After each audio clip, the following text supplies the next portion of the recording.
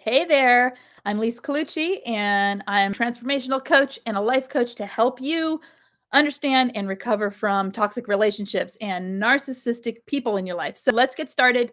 We're going to talk about self blame, self judgment, and taking it basically out on yourself when someone else has been toxic to you in your life. A lot of people who have had relationships or were raised by toxic people or have had toxic people around in their life, narcissists or otherwise, will start judging themselves in the same way that the narcissist has taught them to judge themselves, or will start being self criticizing, or will take the blame and sort of take on the things the narcissist did and the words that they said, like, basically, "It's your fault." Have you heard that? "It's your fault. You're the one. If you hadn't done this, if you weren't this way, if you weren't so sensitive, why are you always doing this to me?" Like the narcissists and will flip the script, and they will teach you that you are the one responsible for the whole thing. So here's the thing. Excuse me. Oh, hey, UNA. Here's the thing. When you're with narcissistic people, they will not take accountability. We know this, right? And so the major carrying of the weight of a relationship, whether you're 2 years old or 50 years old, it doesn't matter. The narcissistic person will put the emotional burden onto you to resolve all the issues in the relationship, basically by changing, conforming, contorting yourself to fit into a mold that they deem acceptable for the situation. And the thing is, it can never be enough because, as I've said before, they need the conflict as much as they need to be doing the love bombing. They need the interaction. They need the fuel that comes from the supply that's given to them by every interaction and just by being able to conduct the way you feel and the way you think and the way you act. So over time, that's going to wear on you, right? That's going to become your way of thinking. It's going to become that self-judging that you're the one who's supposed to take it on. You're the one who's supposed to fix it. It's all your fault. You're to blame. You should have known better. All of that. You're going to start believing it because how can you not? How can you live under that kind of influence for that long and not have it affect you over time, even if the time is short? I mean, I've heard of people who are completely self confident, completely like happy in their lives, getting just blown over by a narcissistic person who comes into their life, whether it's a partner or a friend, and their self esteem can go down within like a couple months. By 6 months, they're lost. By a year, they're right where the rest of us are, right? And it's unfortunate, but this is what happens. It's a mind game. I almost said a bad word there. That that twists up the way you think about yourself. Hey, you guys, and everyone that's here, welcome. I'm talking about self-blame. I'm talking about self-shaming and taking on the burden of the toxic person's mess as your own and how to stop doing that. Okay. So, excuse me. So that's some of the whys. Okay. There's a lot of other whys, but there's some of the whys. You're under the influence of it. You're being brainwashed really to believe these things about yourself. Society doesn't help. Okay. So when you're trying to get out of a toxic relationship and you tell your friends and they go, well, just leave. And they're not understanding the trauma bonding. What's that supposed to make you feel? Of course, many people feel, oh, I should be able to just leave. What's wrong with me? It's my fault. I'm the one doing this. Okay, the truth is, yes, it is up to you to step away from a narcissistic person, to go no contact. Unless the narcissist does the prolonged silent treatment, it is really up to us to be the ones to get away, to be the ones to, even when we're discarded, to slam that door and say no more and go completely no contact, blocking every avenue that they have of reaching us so we can't be hoovered. It's up to us to resist the hoover, right? It is up to us. But that it's not the same as saying just walk away, right? We know how difficult that is. It's not easy. There's trauma bonds involved. There's a lot of messing with your mind involved. I talk to so many people in coaching who are so happy to be out. Do not want that toxic person ever again, don't want to look at them, don't want to think about them, don't want anything to do with them, have absolutely no desire to go back. And yet they still think it's their fault. they still blame themselves. They shame themselves. They feel ugly. They feel unattractive. They feel unattractive. I mean, like as a person, they feel worthless. They feel all of the things that were told them. So basically, they can't go no contact, right? Not fully, because in their mind, there's still that hook. There's still the words the narcissist said ringing around in their head, the little stories and the nagging narcissistic voice. I had someone just the other day say, I could hear his voice. Every time I feel like putting myself out there, I can hear his voice saying, no one will like you. You're not good enough. That, all the things that they tell. So what do we do with all this? Leslie saying, this happened to me. I was a single mom going to school and fighting my way towards freedom. To being agoraphobic for 4 years. Ugh, you see, it is a slow accumulation. And by slow, I mean, it can happen quickly, but not like all at once usually. Um, it's an accumulation, okay, of the things they're telling you and the way they treat you, the hot and cold, I had someone's they can be so narcissistic people can be so conflicting and so opposing and opposite and contrary all the time. And that all of it creates the cognitive dissonance, and it also creates the belief in ourselves that we're the problem, because it's like we're living in a world that is like a fun house full of funhouse mirrors, right? And I don't mean fun like it's fun. I mean like wacky, right? And none of it makes sense. And yet the thing is, we're smart and we're observant and we're empathic and we are, we're intelligent people most of the time. Almost always when I talk to people, they're pretty intelligent, and they blow my mind actually how intelligent they are, and yet they can't see it. So of course they're blaming themselves. Of course they're shaming themselves. Of course they're saying, I should have seen that. I shouldn't have put up with that.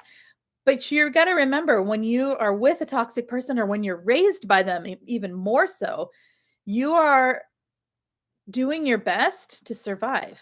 You are trying to fix things around you so that it makes sense. You're taking havoc and trying to make sense of havoc that's being created by a toxic person.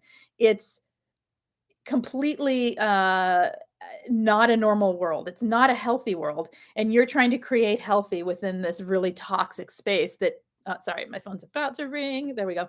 Caught it. You're trying to fix what's unfixable, right? And so it gets programmed up in our heads that there's some piece of us that's wrong. There's some piece of us that's to blame. And UNA is saying, because you've been groomed to think it's all your responsibility. Yes. Especially if you've had this from a young age, you've been groomed to believe it's yours to fix. It's your responsibility. And the burden of everybody else's emotional well-being is yours. It's not true, guys. It's not.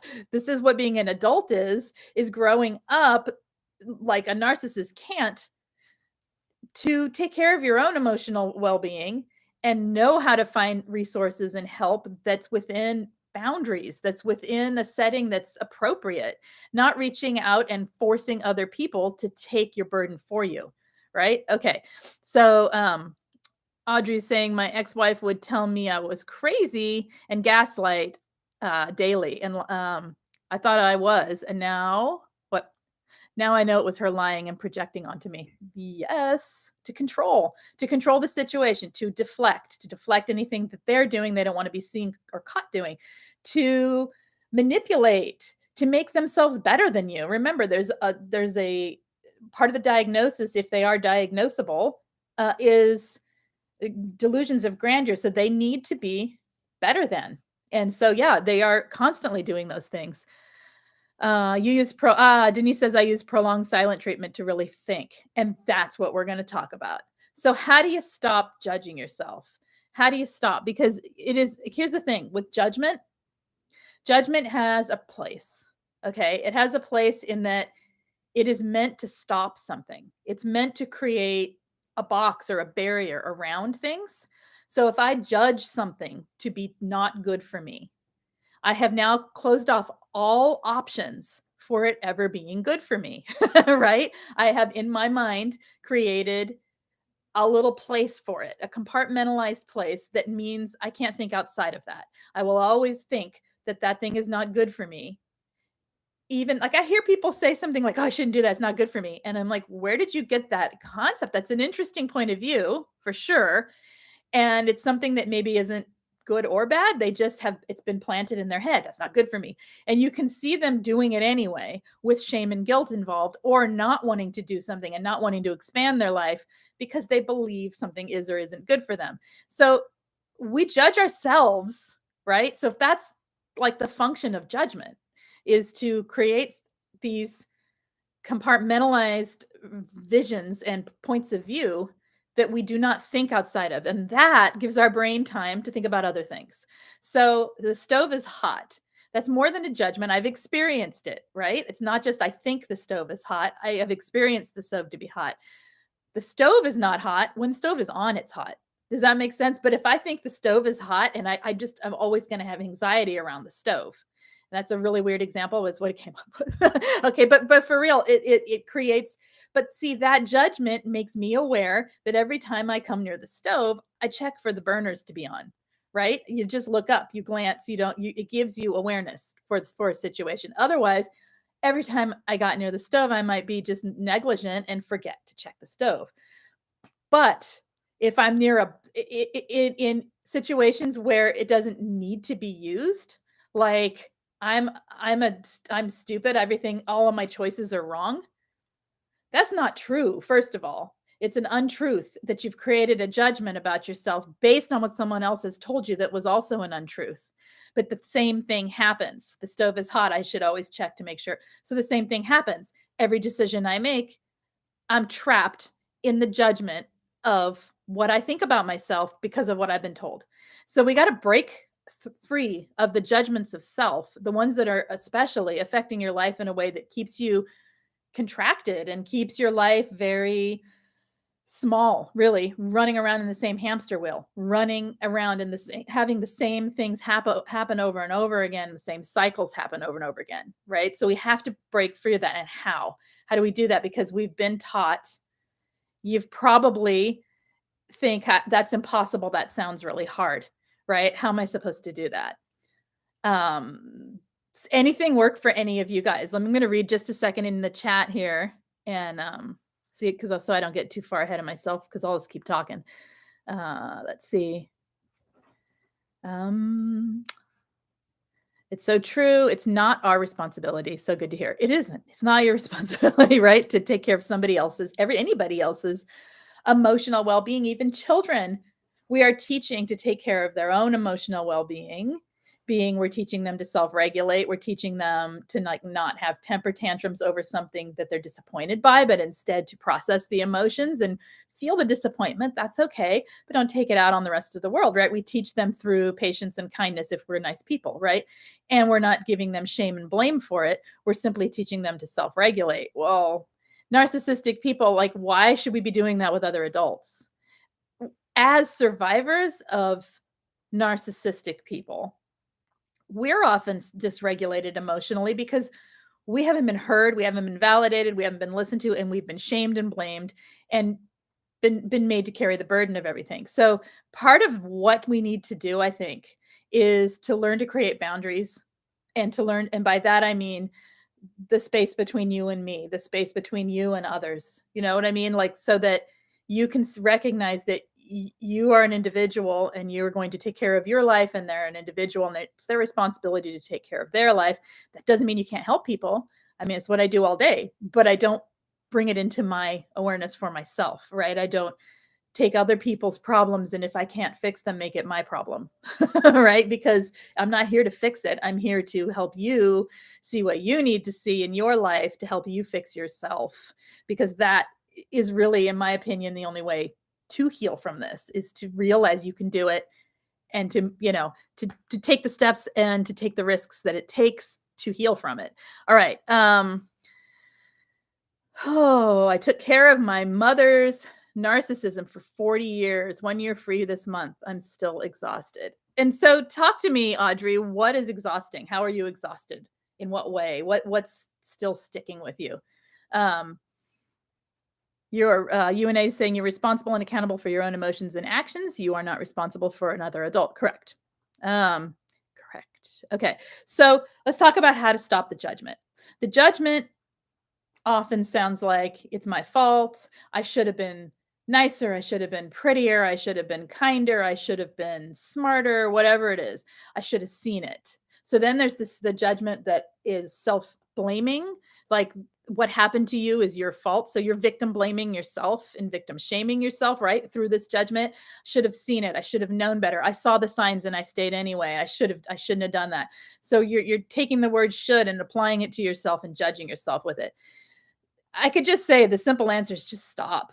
Just stop. Take a breath and feel how free that feels to just not do it. Okay, but that for most people, that'll last a second if you can even get there. The thing is, we have to realize that the judgment is other people's story. It was never yours. We have to realize that. It was never yours. Yes, you can see that if you saw red flags and did it anyway, you probably shouldn't have. But is that something to judge? Are you not allowed to make mistakes? Are you supposed to do everything perfect the first time? Creativity in life means mistakes will be made. Creativity has a form of chaos to it, a form of risk taking, a sort of, and if we're living our lives in a creative sense, meaning we're trying to create a life, we're going to make mistakes. We're going to fall into traps. We're going to be manipulated by other people. We're going to be confused by situations. We're going to fall in love and think it's more than it is. We're going to have complete attraction and limerence to someone and lose ourselves. That's normal and it's okay. It's totally okay to make mistakes. It's not worth judging. What's worth judging is that situation. That situation I do not want again.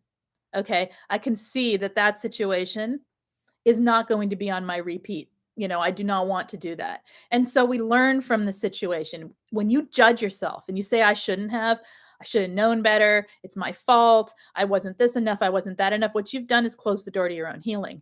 You have stopped yourself from seeing what you need to see so that you don't repeat the pattern. We think that the judgment is going to stop us from repeating the pattern, but actually the judgment, it's the opposite. It's going to make us do the pattern again, because what we're going to try to do, because we are brilliant, okay, we are smart people, is try and fix it.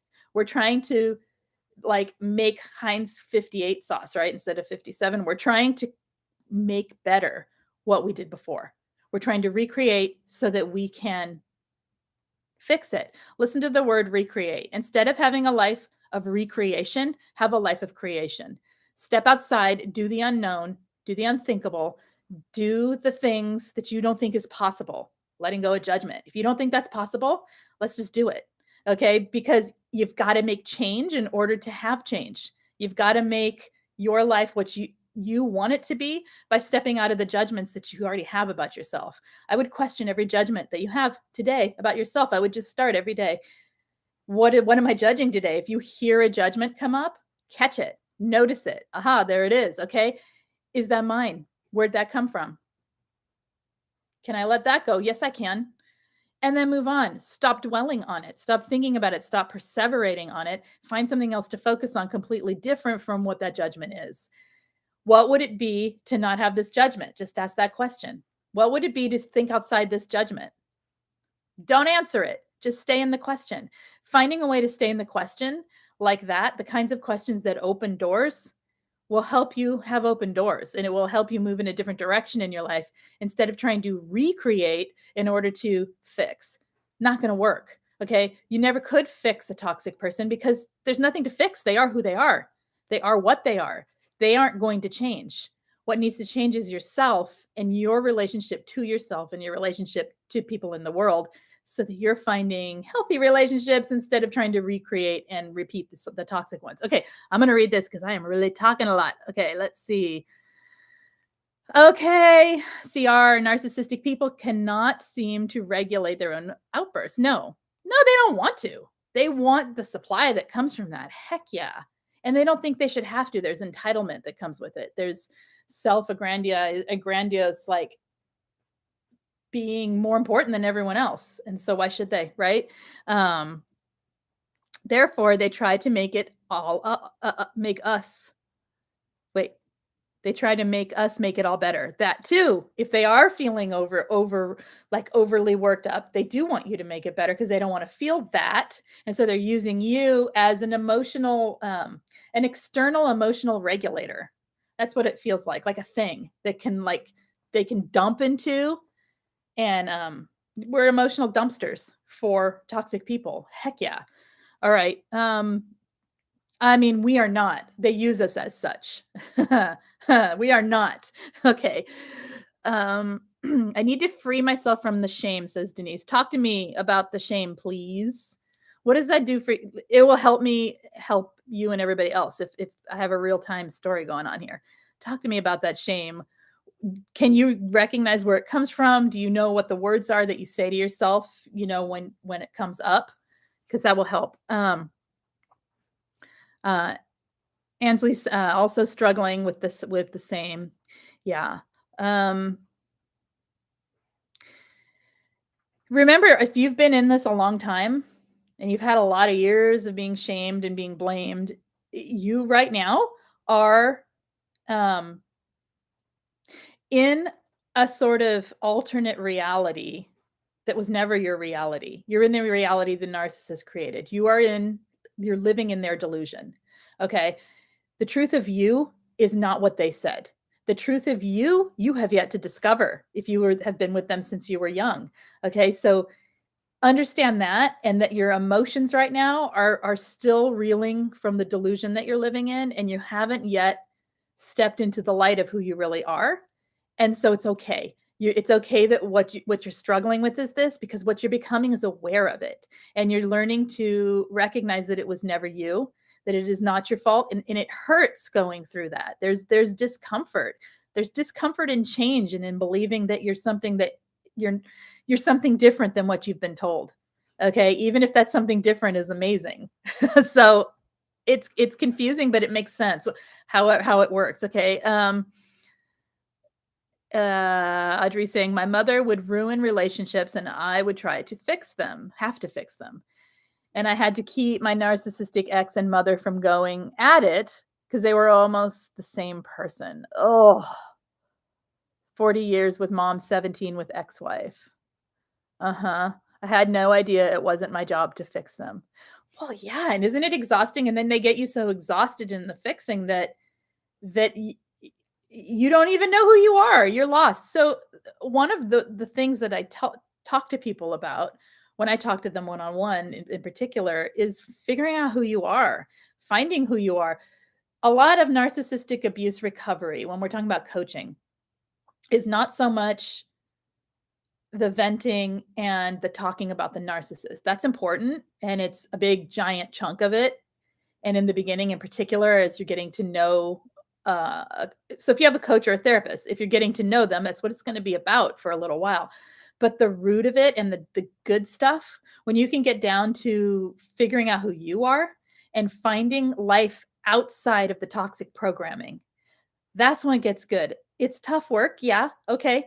We're going to put that aside because we already know that. But it is good work. It is exciting, and it is curiosity, and it is discovery, and it's full of frustrations, and it's full of places where you feel stuck, but there's so many ways you can work to get through that. It's not even work. It can become interesting. Okay. So that you become interesting to yourself. And these narcissists become very small. And because your awareness and your understanding is so great of how they operate, you don't need to keep thinking about them. You see it like in a second, and you're like, oh, all right, mom. And you just, that's her. It's not me. Okay. I think that part of the problem is we deal with narcissistic people from a place of empathy by empathizing with them as human beings and projecting our goodness onto them. We're projecting our abilities, our capabilities, our strengths onto them, right?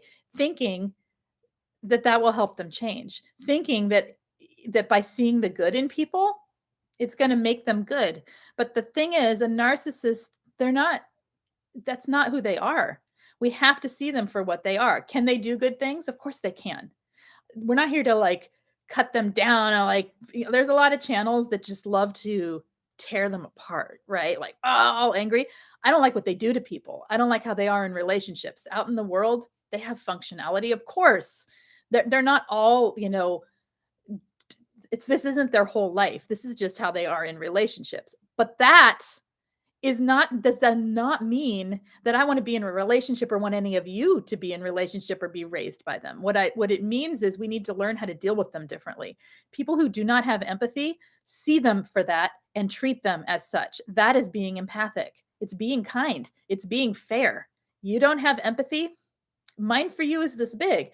Not that I don't feel it, but I'm not going to act on it. I'm not going to put myself out there and be the emotional dumpster, be the fixer, be the supply. I'm just not.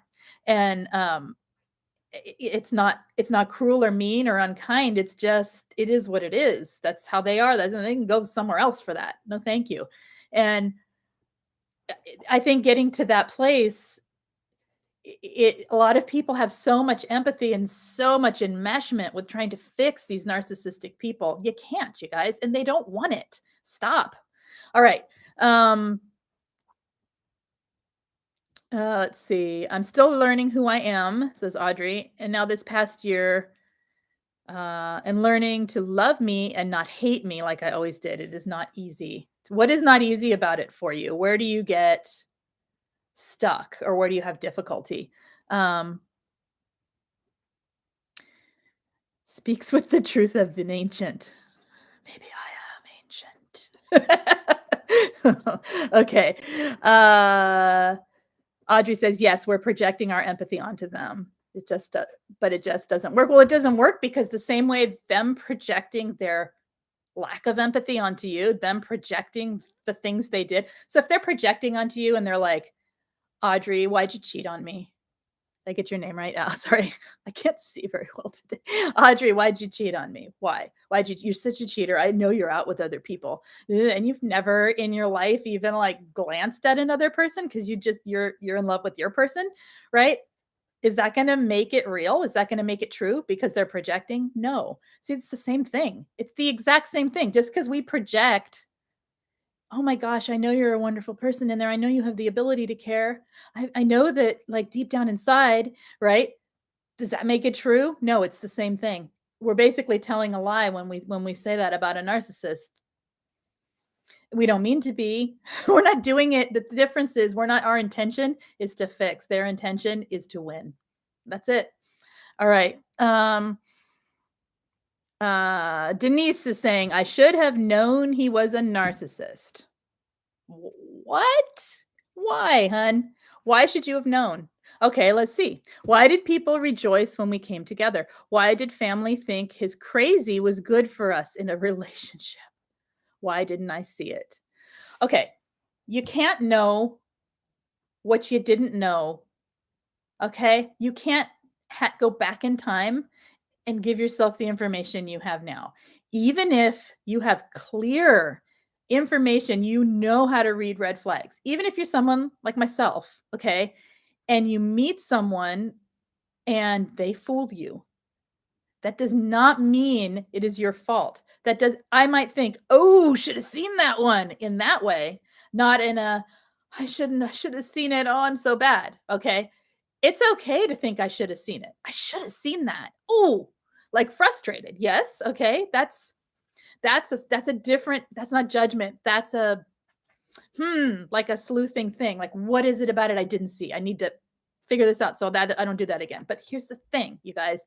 Narcissists don't just come out and be like, hi, can I gaslight you today? So I'm going to project on you for like all day long. And then I'm going to be really nice. And then I'm going to want something from you. And then I'm going to go silent and cut you off emotionally. Is that okay? They don't do that. That's not how it works. What happens is it's slow. They all have their own approach, right? It's not like there's a certain, we want to be like, I noticed the eyes, I noticed the face, yes, there are indications. Okay. But those are only indications. You cannot know for sure. Most covert narcissists, it takes 2 years to figure it out. Okay. That's what I've heard. And that's what I've experienced. So You couldn't have known. Why did family think that he's crazy? Because they probably saw you being so like, "Oh my gosh," and it's so good for him. People are so ugh, I hate when they say that. I hate that mentality. I think it's fairy tale mentality, and it's awful. They didn't know either. They don't know what they're doing is toxic. They don't know that, okay? Hopefully they've learned something from it and they won't do that again to someone. Um, let's see. Took 2 years. 2 years took my ex to come out with her actual behavior. Yes, that is normal. That's normal. That's why I'm saying when you go into new relationships, don't give yourself up. When you go into new relationships, maintain who you are. And you know what? You'll have a healthier relationship if it's a healthy one, and you will catch the narcissism either sooner or when you do, you know what? You're still on your own track. It hurts. You say goodbye and you take a deep breath and you go, whoa, that happened again. Okay, and you just keep moving on, right? Chalk it up to another bad person, but you're still on the path of your own life. You maintain yourself, you maintain a connection with yourself, with the things you love, the things you do when you meet new people, at least minimally 2 years. What happens with codependent people or people who have been traumatized and or don't understand, or people who have never had um, healthy relationships in their life, we enmesh really fast. We start doing for. We start being codependent with. I'm gonna have to put this dog in another room. There is squirrels running around, and she's like, every time. Okay, I must be hitting the half hour. Oh yeah, she's got half hour patience level. Okay, guys, and I do have to go in a few minutes anyway. So, yes, that's why, because it's normal. It's normal to not see it that um Denise says, I felt I've lost some of my empathy for others. It's because you need to be taking care of you right now. You are emotionally and spiritually, so to speak, just depleted. You're depleted. You don't need to have empathy for others right now. Okay. It's still there. If you say I've lost some of my empathy, I'd like to really hear what that actually means, because sometimes we have the empathy, we just don't have the ability to act on it anymore. We're tired. Okay. And that is it's burnout. We get basically caregiver burnout when we've been with narcissists. We've been caretaking them, walking on eggshells, tippy-toeing around, fixing, making it okay, thinking it's us, going to our own therapy, doing this for the relationship, taking the blame and all of that. You're burnt out. Give yourself some space and some self-care and some time before you try to have empathy for others right now. Keep it simple. I think it's totally normal, and I think it's actually healthy that you don't pour a bunch of empathy onto others right now. That's why it's important when people are in a helping position, they be fully healed or as close to it as you pop. There's no such thing as fully okay. I'm not saying I'm fully healed. Okay. They be as healed as they can be to where they have the capacity to be there and without harming themselves. And even myself, I have to take downtime because the empathy starts to go, whoop, can't take it anymore. And you know what I mean? Like I have to take the downtime. So totally normal. That you recognize it means you have a lot of empathy. Uh, yes, total burnout. Okay. All right. Ansley is back and forth with the shame of not knowing who he was as well, but he was so good at covering it up and pretending to be an amazing, loving person. Yes. Yes, that's part of their manipulation game. It's classic, you know, it's Dr. Jekyll, Mr. Hyde, or Ms. Hyde, whatever, right? It's the flip, and it's super confusing. And when you're on, what happens is you're in trouble all the time. You're hurt, you're down, right? And then boom, they're nice and it lifts you up. Your body gets used to that emotional chemical jumping, right? Like it gets used to that rush of feeling better. And everything fades away when you're in that feeling better space, and we cling to it and we want it. We hold on to it, but we can't because it's not ours to hold on to, and boom, it's gone again.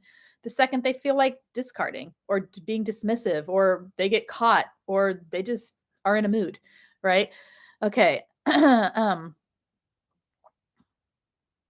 Exactly, Audrey. I don't think we can, as empathic people, lose our empathy. I'm sure you still have a baby candle flame. Of course.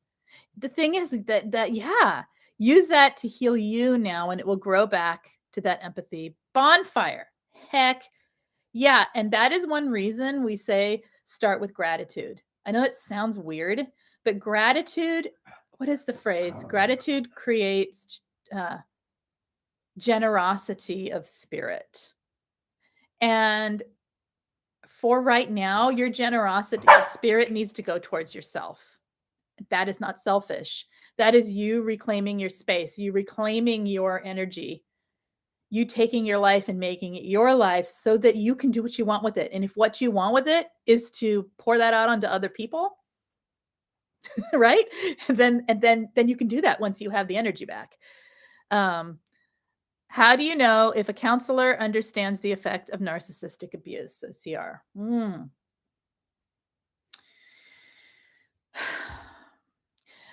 I would say that one thing, if you've gone to a session or if you've done an intake with them or an interview with them and you do not feel validated, they probably don't get you. I have yet to have anyone, probably not true. There's probably people who don't feel super validated, like right off the bat, if we just don't jive, right? Like as people. But most people get the instant validation from a session. That's not to say I can fix their problems as a coach, right? But it's to say I understand where they're coming from. And I'm not faking it, because if I don't get what they're saying, I'll be like, I don't understand. Like what is wait, and where was wait, I'm confused. Go back, like, but so I think it has to do with the way you feel when you walk away. If you feel validated, if you feel heard, if you feel like they're pushing blame onto you, if they say things like, we're not here to talk about them, we're here to talk about you. They don't get it, because this is the type of thing that has been a manipulation. You've basically been in a cult. Okay. Your mind has been messed with. You've been manipulated in your mind. And it does require talking about that external thing that manipulated you and understanding it fully and understanding how that manipulation affects you. So I would just come at it with those. Am I helping at all, or am I just rambling? Because it's a hard one to answer, because I can't think of a good litmus test. I would have to trial and error it if I were looking for someone. And that's what I did, honestly, for myself, is I just talked to people. And if I felt like they were really superficial about it, like, oh yeah, narcissist gaslight. And like it was, or just, and like a lot of that doesn't work for this situation for me. And I needed the understanding and the back and forth dialogue about it, and then how it relates to my life, so that I could then relate it to the things I needed to work on in myself to stay away from it. Right. Because it's first of all, when you come in, you're totally enmeshed with the narcissist. Sorry, I'm going to have to stop. We all vibe on different vibrations. Yes, some of us on love and light and fixing and helping. Some vibe with manipulation, the thrill of deception.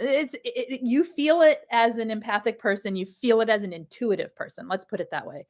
You can feel it as an intuitive person in your body, right? What you're talking about there, Nicole, is you can feel when it's heavy and manipulative, and I feel almost numb and kind of volcanic. I use that word a lot. Like it really builds up in my chest. Like I just want to, like it's almost a blood pressure rising feeling. When someone is really light and loving, it's movement and flow and energy that I feel physically in my body. It's kind of woo-woo, but it's true. And that's how I know to step away or step towards someone. Okay. Okay. So when we feel the shame, we're not there for them, and think they're pining, we're not even in their universe, right? Oh, wait. And remember, they do not have object consistency. Correct. When we're not around and when they found other supply, they aren't even thinking about us. We no longer exist to them until they have a thought of what they miss because of what they want from it, not you as a human being. They don't see us as people. They see us as objects, and they see us as what we give to them. So when they miss something you've given to them, sure, that's why it can never be enough, because it's not that you're not enough. It's that nothing's enough for a toxic person, because they see things as objects. They see people as objects. So there's always another model out there. You can't be all things. True, loving, empathic friendships and relationships are about seeing the person in front of you, faults and all, and still feeling love and connection to them. It's pretty simple, right? Totally different ways of seeing the world. It's not that you're not enough. It's that you can't see the world like a narcissist. Is that a problem? So here's a go. We're going to end with this. If you feel like that, like if you feel like you're feeling blamed for the relationship going wrong, or you're judging yourself for not being enough because you couldn't fix something or you couldn't make it better or whatever, the only thing you are guilty of is not being able to live your life as a narcissist and not being able to match them for who they are and how they are. And to me, that's a win, because do you want to live like that? No. All right. Yeah. And it is never your fault, says Nicole. These people lied when you were being your true, beautiful self. We are the light. They are the dark. The dark chases to exist. Oh, so I had a conversation with what I believe was a psychopathic ex one time, and because I had a friend and she was just this beautiful, beaming, like, you when you're around her, you just felt her has this like energy of like, oh, she loved life and she just loved to do things, and she was just beautiful, like physically and emotionally and all in all ways. She was just a beautiful person. And she kept having toxic boyfriend after toxic boyfriend. And she said, I don't know what it is I'm doing that attracts these people. And I mean, I could see something psychologically she was doing, because she had like a low self-esteem about from, the buildup of toxic people. So from where I sit, I could kind of help her with some of that. But I thought, gosh, it's so sad. And I said something before I knew I was kind of questioning, like, is this person a psycho? What is wrong with this man? Right. And I said something to him about her. And I said, it's like she's just, and he goes, oh, I know exactly what it is. And I said, oh, what is it? And he said, what did he say? She represents light. Everything about her is light. When you're around her, you feel light. And there are people in this world who just want to steal that light. They want to live in it. They don't want to become it. They want to own it. They want it to go into them, and they want to conquer it and take it as their own. And you could see his little wheels turning. And I thought, oh my gosh, you're one of them. And then I thought, oh my gosh, I'm her. And that was when the like, I saw it right there in that moment of like, oh. And yeah, so yes, that's what they do. Okay. Okay. Anything else, you guys, before I head out of here? Let's see. They want to own our light. Okay. So stop the self-judging, stop the self-blaming. If you need help with it, please reach out to someone. Find inspirational things in your life. Find things that make you feel, I use the word expansive, because for me, it feels everything is possible when I'm in that space. And I don't mean everything. I don't expect to like sprout wings and fly. You know what I mean? Within within the limitations of the human life, whatever, that there is possibility, there is choice. There is my being allowed to make mistakes, my being allowed to enjoy my successes, my being allowed to enjoy my joys, my being allowed to feel my sadness. Like, there's that expansiveness. That's, at least for me, that's my aim. So find things that inspire you towards that, if that sounds good to you. And it could mean finding a therapist to work with. It could mean finding a coach to work with. It could mean, groups of people, friends, support groups. And with that, I'll let you guys go, but check out the information in the main description of the videos here. Please subscribe to the channel, hit the thumbs up. I'm trying to come on every Tuesdays around the old time that Angie and I used to stream, which is between 10 and noon Pacific, which is noon and 2 Central. Trying for that. I'm aiming for that to make it regular so that we can get a little community going here that can rely on it. Okay. And I guess that's it. If you need coaching or group coaching, again, you can find it in the descriptions of the videos in the main part there. You can reach out to me through email my email's there as well. So if you can't find things, that's it. So I guess I'll see you guys next week. Thank you guys so much for being here. I'm sorry I'm not reading the chat as well as I could as well also. Okay. So I'll do this real quick. Audrey, UNA, Nicole, CR, Marcy, let's see, love, live, laugh. Who else am I missing? Shoshana, hello. Ansley, if I missed someone, hello to you. And hello to everyone. It's Frank. And I'm looking through Bonnie, or no, Denise. Did I say that already? Nicole. Okay. Hello to all you guys. And anyone else that I missed. I'm so sorry. Okay. I'll see you guys next week. Take care. Bye-bye.